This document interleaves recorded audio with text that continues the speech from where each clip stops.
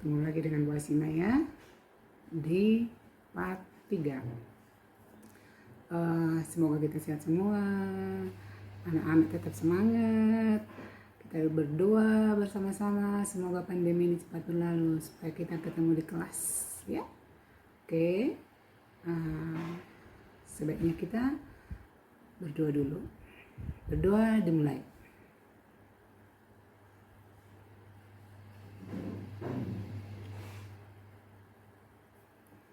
Amin. Semoga doa-doa kita dikabulkan oleh Tuhan Yang Maha Esa. Oke anak-anak, masih ingat nggak ini pertemuan yang ketiga? Berarti ada 2 pertemuan sebelumnya. Yo, siapa yang ingat? Pertemuan pertama apa? Tentang definisi vektor dan jenis-jenisnya ya. Sedangkan pertemuan kedua tentang penjumlahan vektor. Oke. Tapi sebelumnya kita ikutin dulu di slide-nya ya. Seperti biasa. Tuh perkenalan pertama tuh identitas ibu ya. Yang kedua proses belajar mengajarnya. Yang ketiga silabusnya itu vektor di R2. Masih di R2 ya. Nanti kalau udah kelar semua di R2 itu dalam bidang, baru kita lanjut di R3. Oke. Nah, sekarang di vektor di R2 itu sudah di bagian 214, yaitu operasi pada vektor. Operasi pada vektor ada penjumlahan. Itu sudah di part 2 ya. Ini part 3 ini ada 2. Ada 2 topik yang akan kita bahas. Yang pertama, pengurangan vektor dan perkalian vektor dengan skalar. Jadi pengurangan vektor itu bagaimana caranya? Apa hubungannya dengan penjumlahan vektor gitu ya? Oke, kita lanjut. Nah, kalian amati tuh pengurangan vektor atau selisih 2 vektor. Kalau nanti selisih ada lanjutannya lagi, jadi selisih A min B min C misalnya. Konsepnya sama, selesaikan dulu aja yang 2 A min B, baru nanti hasilnya kurangi lagi dengan C gitu ya. Jadi kita pahami dulu pengurangan vektor, 2 buah vektor. Misalkan vektor A dan vektor B. Ingat, pengurangan atau selisih vektor A dengan vektor B ditentukan sebagai jumlah vektor A dengan lawan vektor B. Coba diingat-ingat anak-anak, lawan vektor. Kalau ada vektor A, lawannya kemana? Gitu ya anak-anak. Misalnya ya, kalau ini vektor A, nih seperti ini. Kalau min A, lawannya kemana? Jadi besar vektor lawannya itu sama dengan vektor A, tapi arahnya berlainan. Kalau ini tadi arah ke sana, ke atas, nanti min A-nya ke bawah. Mau di sini boleh, mau di sini boleh. Yang penting besarnya sama dan arahnya berlawanan, gitu ya. Paham anak-anak? Jadi kalau misalnya vektornya arah ke utara, vektor B misalnya, maka min B pasti arah ke selatan. Seperti itu ya anak-anak. Tapi besarnya sama. Oke. Jadi ibu baca sekali lagi. Pengurangan atau selisih vektor A dengan vektor B itu sama dengan jumlah vektor A dengan lawan vektor B. Dengan lawannya. Anak-anak masih ingat nggak? Jumlah vektor. Ada 2 cara yang kita pakai waktu itu. Dengan metode segitiga dan metode jajaran genjang. Metode segitiga ingat nggak caranya? Ayo, misalkan A ditambah B. Misalnya B-nya gini nih vektornya. Gimana cara menentukan jumlah A ditambah B? Jadi kalau misalkan dengan metode segitiga, vektor A, titik pangkalnya di bawah, arahnya di sini, vektornya.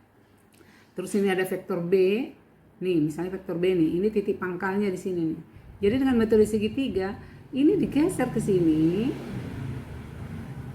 ujung, ibu ulangi, A ditambah B dengan menggunakan segitiga, berarti titik pangkal vektor B di ujung vektor A, gitu ya. Ulangi, A tambah B, berarti titik pangkal vektor B kita letakkan di ujung vektor A.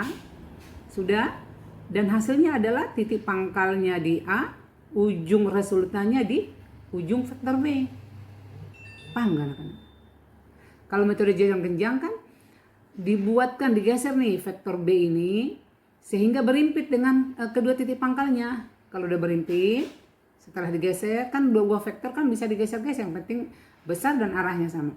Tinggal dibuatkan jajaran genjang. Ingat nggak? Ingat? Oke, dan diagonalnya itulah resultannya. Paham? Oke. Nah, jadi kalau tadi mengurangi vektor kan sama aja menjumlahkan lawannya. Coba amati gambar ini yang di slide-nya ya, sambil diamati slide-nya. Jadi kalau A tuh arahnya agak ke kiri, ke kanan, terus ada vektor B. Kalau vektor B ke atas, maka min B ke bawah. Panjangnya sama, arahnya berlawanan. Nah, kalau B-nya ke atas tadi, maka min B-nya ke bawah. Sekarang mengurangi A dengan B sama aja menjumlah A dengan min B. Karena min B itu kan lawan vektor B.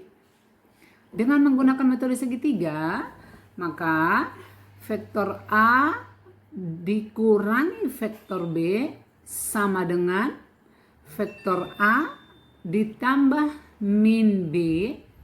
Berarti titik pangkal vektor min B dibuat berimpit dengan ujung vektor A. Iya kan? Jadi kalau A-nya tadi seperti ini, vektor min B-nya seperti ini, min B loh, min B. Nah, ini kan ada titik pangkalnya di sini. Nah, ini dibuatkan digeser sehingga berimpit dengan ujung vektor A. Paham? Maka resultannya adalah, ayo dengan menggunakan segitiga, resultan dari A ditambah min B. Berarti titik pangkal resultannya di titik pangkal A dan ujung resultannya di mana? Ayo, di ujung vektor min B. Nah, lihat yang di gambar. Jadi itu A ditambah min B itu sama dengan D. Kita beri nama D di situ. A ditambah min B. Karena tadi di awal A kurang B itu sama aja A ditambah dalam kurung min B. Paham? Paham. Oke. Kita lanjut. Nah, yang kedua nih supaya lebih paham.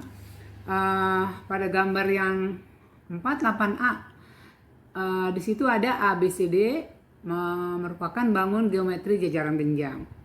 Nah, misalkan AB, vektor AB, berarti titik pangkalnya di A dan ujung vektornya di B sebagai wakil dari vektor A. Jadi vektor AB diwakili oleh vektor A, vektor BC diwakili oleh vektor B. Lihat gambarnya ya. Oke, maka pengurangan atau selisih vektor A dengan vektor B, A min B, secara gambar, ini secara gambar ya.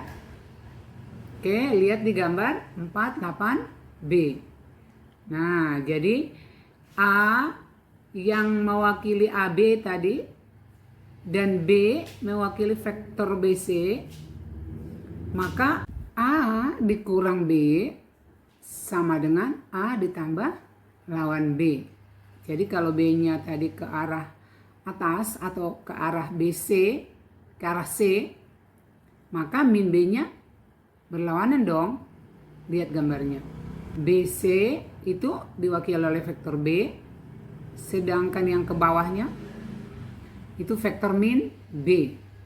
Jadi kalau A dikurangi B itu sama dengan A ditambah min B.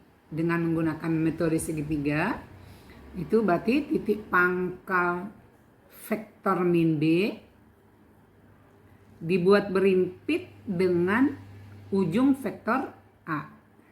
Lihat gambarnya. Sama dengan titik pangkal resultannya di A dan ujungnya di ujung vektor min B. Seperti itu. Itulah A min B. Paham? Pahamlah, ya kan? Gampang itu. Oke. Secara aljabar, pengurangan vektor di R2 dapat dirumuskan sebagai berikut. Kalau yang tadi kan secara geometri dengan gambar-gambar. Jadi kalau di misalnya lagi ujian ya kan, itu nggak mungkin disuruh gambar ya, karena sekarang kan mayoritas kan PG ya ujiannya ya. Nah jadi secara aljabar itu, secara hitungan ya kita ya, vektor-vektor di ruang 2 itu dapat dirumuskan sebagai berikut. Jika A dituliskan dalam bentuk vektor kolom A1 A2 dan vektor B sama dengan B1 B2, dia susun ke bawah, itu dalam bentuk kolom maksudnya ya. Maka vektor A min B, pengurangan vektor A dengan B itu sama dengan kurangkan yang sama-sama komponen pertama. Jadi A1 dikurang B1 dan A2 dikurang B2. Gitu, gampang ya.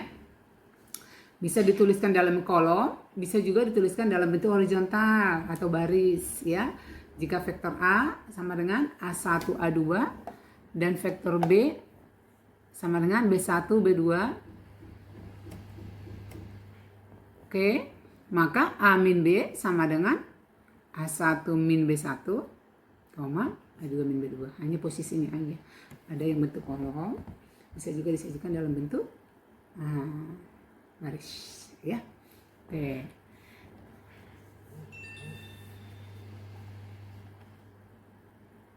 Contoh, jika vektor A sama dengan 23 disusun dalam kolom, vektor B 05, maka B min A sama dengan, tinggal dikurangi, jadi 0 dikurangi, karena yang ditanya B min A ya, bukan A min B. Nah kalau yang ditanya B min A berarti komponen B dong di depan ya, berarti 0 dikurang 2, 5 dikurang 3 sama dengan min 2, 2. Biasanya kalau soalnya atau yang diketahuinya disajikan dalam bentuk kolom, maka hasilnya juga disajikan dalam bentuk kolom. Oke, kita lanjutkan anak-anak. Untuk contoh yang kedua ya. Diketahui vektor P 3 min 2 dan vektor Q 1 0, vektor R min 5 4 jika vektor S sama dengan P dikurang Q ditambah R. Jadi dikombinasi nih, dalam soal ini ada operasi jumlah, ada juga pengurangan. Maka ditanya, tentukan panjang vektor S. Ini udah dikombin nih soal ini. Nah, selain kamu bisa menjumlah dan mengurang vektor dalam bentuk aljabar, ada lagi pertanyaannya tuh. Tentukan panjang vektor. Masih ingat nggak panjang vektor? Masih ya, oke. Nah, kita cari dulu S-nya. Jadi S-nya, S sama dengan P dikurang Q ditambah R. Ya tinggal kita susun. Jadi P 3 min 2, Q 1 0, berarti dikurangi 1 0, tambah R min 5 4. Ya udah tinggal komponen yang saya letak itu, kurangi dan jumlahkan. 3 dikurang 1, 2 dikurang 2 ditambah min 5, min 3. Min 2 dikurang 0, min 2 tambah 4, 2. Jadi resultannya, hasilnya atau vektor S-nya sama dengan min 3, 2. Karena yang ditanya panjang vektor S, ingat rumusnya ya. Akar dari min 3 kuadrat ditambah 2 kuadrat sama dengan akar 13. Gitu ya. Oke. Kita lanjut. Sesuai dengan penjelasan Ibu di awal, kan tadi ada 2 topik yang akan kita pelajari ya. Satu tadi pengurangan vektor, satu hasil kali skalar dengan vektor.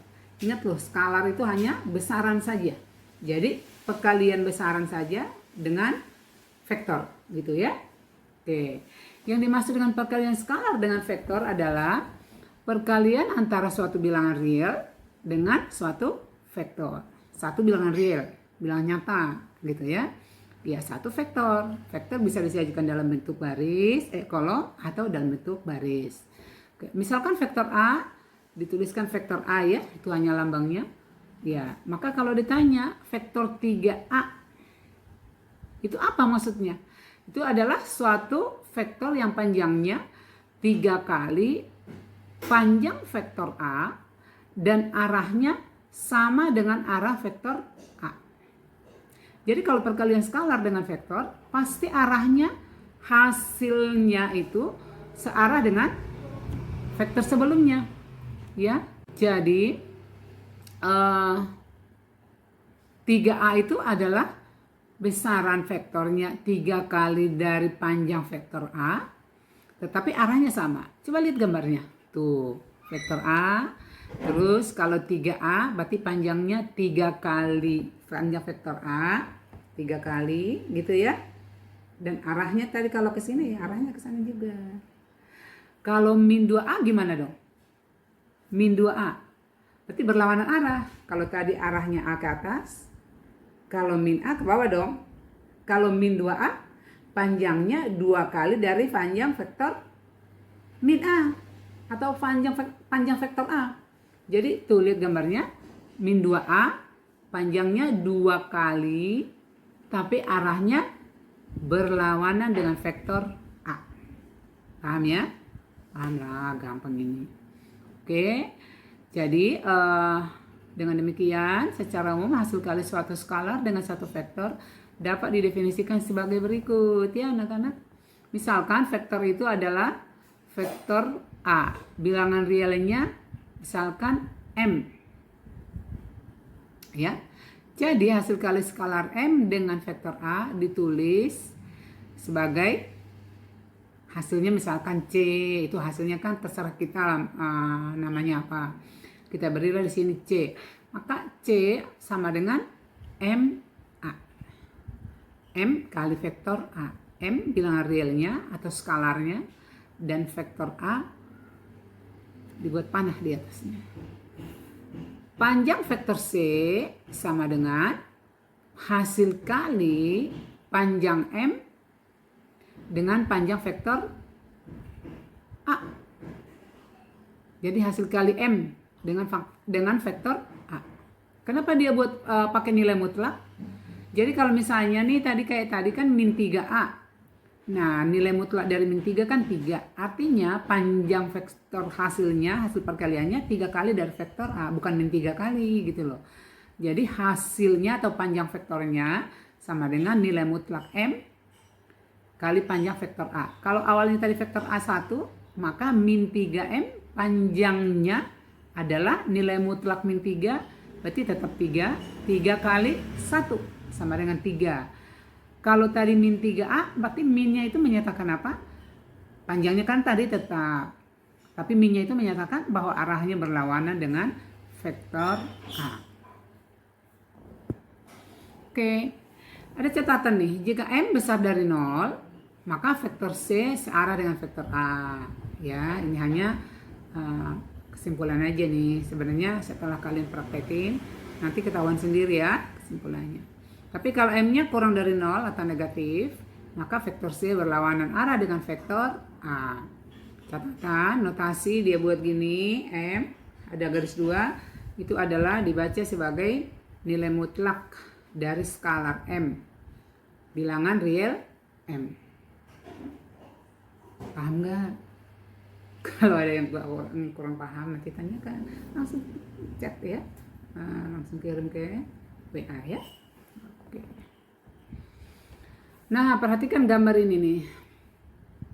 Ada dua vektor, ada vektor U, ada vektor V. Ya kan? Nah, gambarlah secara diagram vektor-vektor berikut. Jadi ini sudah gabungan dari penjumlahan, pengurangan, dan perkalian skalar dengan vektor. Karena sudah ada 2U ditambah V. 2 kali U, berarti kan itu sudah 2U, itu perkalian skalar 2 dengan U, gitu ya. Iya, tambah V, berarti sudah ada operasi penjumlahan. Sedangkan pertanyaan B, U dikurangi 2V, itu berarti U-nya dikurangi 2V. Berarti hasil kali skalar 2 dengan vektor V. Gitu. Coba jawabnya adalah, kita lihat nih. Mula-mula digambarkan vektor 2U. 2U tadi, berarti searah U, panjangnya 2 kali dari vektor U. Lihat gambar. Jadi 2U. Perpanjang ya ke kanan ya. Karena tadi kan U kan horizontal. Jadi kalau misalnya 2U ya horizontal juga, tinggal diperpanjang. Karena kan searah ya. Oke. Sedangkan V sama ya, ke arah atas. Maka pertanyaannya tadi 2U ditambah V. Kalau seperti yang digambar ini, menentukan resultannya 2U ditambah V, itu dengan metode apa namanya? Yang Ibu sajikan di gambar. Apakah itu juga menggunakan metode segitiga? Oh, tentu tidak. Itu kan nggak pakai segitiga. Metode apa itu namanya, nak? U dikali 2, berarti 2U ditambah V. Dibuatkan jajaran genjang. Diagonalnya itulah resultannya. Metode apa? Metode jajaran genjang. Seperti itu anak-anak. Boleh dengan menggunakan segitiga. Kalau 2U ditambah V, berarti titik pangkal vektor V kamu taruh di ujung 2U, dan hasilnya titik pangkalnya di 2U, ujungnya di V, ujung V. Sama kan itu juga hasilnya. Diagonalnya itu juga, ya. Oke. Yang contoh B, U dikurang 2V. U kita taruh dulu tadi, U-nya kan ke kanan. Sedangkan 2V kan ke atas, karena V-nya ke atas. Panjangnya 2 kali dari vektor V. Tapi karena ini U dikurang 2V, berarti U ditambah lawannya. Kalau 2V ke atas, min 2V ke bawah. Lihat gambar. Jadi sama aja ini sekarang U min 2V dengan U ditambah min 2V. Dengan menggunakan metode jajaran genjang biar sama dengan yang digambar A, maka buatkan jajaran genjangnya sisi yang min 2V dan yang U, maka diagonalnya itulah resultan dari U ditambah min 2V atau U dikurang 2V. Seperti itu anak-anak. Paham ya? Paham. Oke, kita lanjut. Nih, setelah paham tadi pengurangan, perkalian skalar dengan vektor, maka kita ambil kesimpulannya sifat-sifat hasil kali skalar dengan vektor. Sifat-sifat hasil kali skalar dengan vektor, misalkan M dan N adalah skalar ya, skalar karena ada 2, atau bilangan-bilangan real M dan N. Dan vektor A dan B itu adalah vektor-vektor sembarang. Maka hasil kali suatu skalar dengan suatu vektor memenuhi sifat-sifat sebagai berikut. Yang pertama nih, bahwa kalau ditanya tadi dibuat garis 2 dibaca apa? Ya, nilai mutlak. Nilai mutlak atau panjang. Panjang nih. Jadi di sini panjang ya. Panjang M kali vektor A sama dengan nilai mutlak M kali panjang vektor A. Yang kedua, M kali min A sama dengan min M kali vektor A. Ya, jadi boleh minnya pindahkan ke depan. Yang ketiga, M kali vektor A sama dengan vektor A dikali M. Berarti berlaku sifat komutatif, pertukaran tempat. Ya, sama kayak 2 kali 3 sama dengan 3 kali 2 gitu ya. Nah, untuk yang keempat, Mn kali vektor A sama dengan M kali Na. Jadi kalau tadi M kali N-nya dulu, berarti kan itu skalar dong. Misalnya M-nya 3, N-nya 2 kan berarti 3 kali 2, 6 kira-kira gitu ya. Sama nggak itu dengan M kali Na? Sama. Jadi ini berlaku sifat apa? Kalau dikelompokkan beda itu apa namanya? Asosiatif. Ya, sifat mengelompokkan. Berlaku ternyata. Yang ke 5. M tambah N kali vektor A sama dengan M kali vektor A ditambah N kali vektor A. Ya. Yang keenam, M kali A tambah B.